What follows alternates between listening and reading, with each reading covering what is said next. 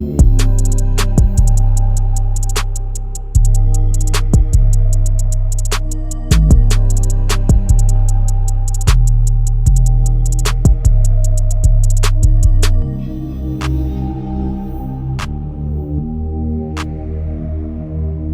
back to the Team to Beat Miami Heat podcast, your one-stop shop for daily Miami Heat and NBA content. My name is Amir. So for today's episode, we have some important news coming out from Shams saying that there could be a Kevin Durant trade in the next few days.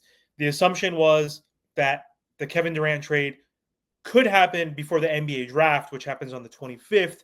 But he is saying now that talks have been increasing with multiple teams. He said that there were about 6 or 8 teams that reached out to the Phoenix Suns to talk about Kevin Durant and to negotiate a potential trade.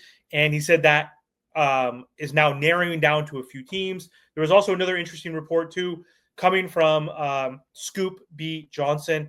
He said that the San Antonio Spurs are not pursuing Kevin Durant. They were speculated to be a favorite to land Kevin Durant. Kevin Durant has also mentioned that is one of the top teams that he wants to go to. But the San Antonio Spurs apparently have concerns about how many years left Kevin Durant has in the tank because of his age. He's going to be 37 before the season starts. They said that the focus is on building something sustainable around Wemby. So I think from that, if you read the tea leaves, they want to focus on keeping their number 2 pick, keeping their number 14 pick, and then also perhaps using those picks for a trade for Giannis if he does become available. It makes more sense for them to put all their eggs in the Giannis basket, who is 30 years old, not 37 like Kevin Durant, who is still in his absolute prime, who can help win a championship, who would be a good fit on that team as well. And you would need to have draft capital to get Giannis, obviously. He's going to be going for 4 picks, 5 picks.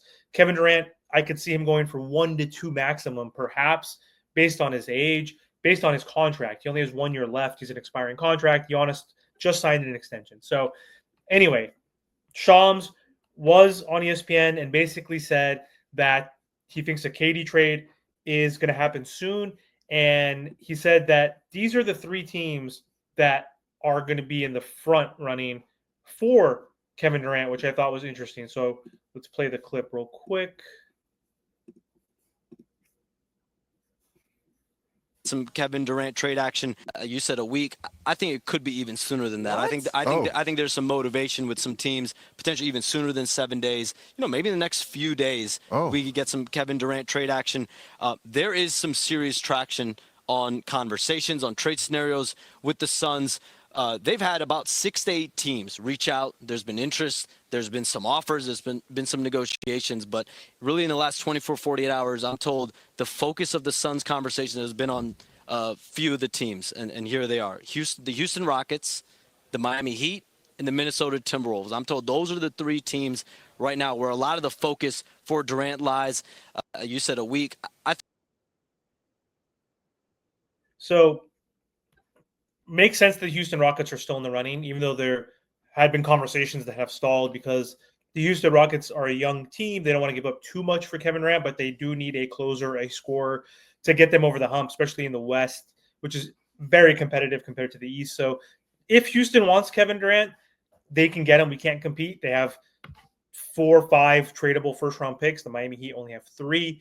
The Houston Rockets have the 10th pick in this year's draft. We have the 20th.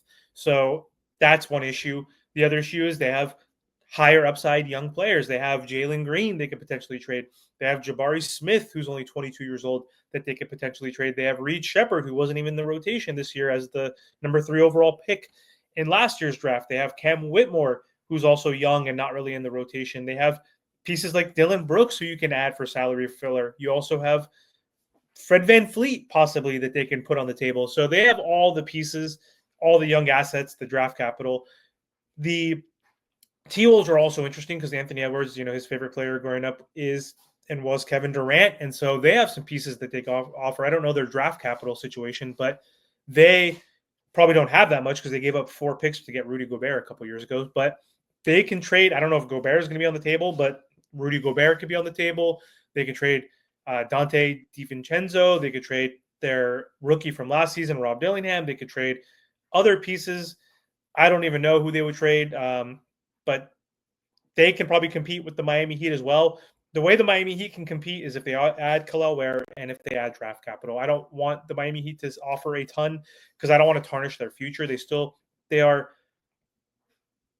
a team that can contend in the East if they add a Kevin Durant, but they also need to add a couple other pieces or be able to retain players versus giving up, let's say, Jaime, Jovic, Wiggins, Duncan, and a first round pick. Like giving up all that, then you lose depth. And I don't think that's enough for the Miami Heat, just adding Kevin Durant. They would have to add in another point guard if they involve Khalil Ware in the pick, then they need two centers because right now we don't really have even a backup center to Khalil Ware. So if we trade Khalil Ware as part of a package, then we're going to be depleted, or Bam has to go back to the center position, and which he doesn't want to theoretically, but he would have to if we trade Khalil Ware. Then we need to sign like a Steven Adams or some other type of veteran off the bench.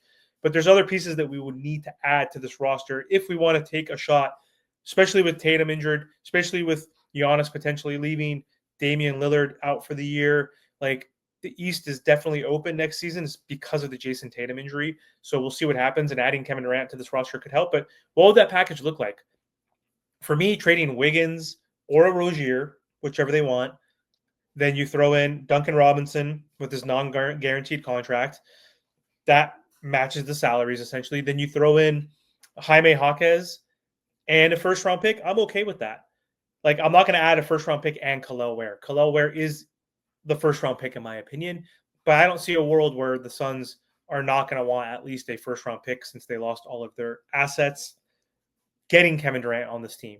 So Wiggins, Jovic, Jaime in a first round pick, I would even do that, honestly. Why not? Yeah, I love Jovic, I love Jaime, but still, you have to do that to compete, to take your chance next year.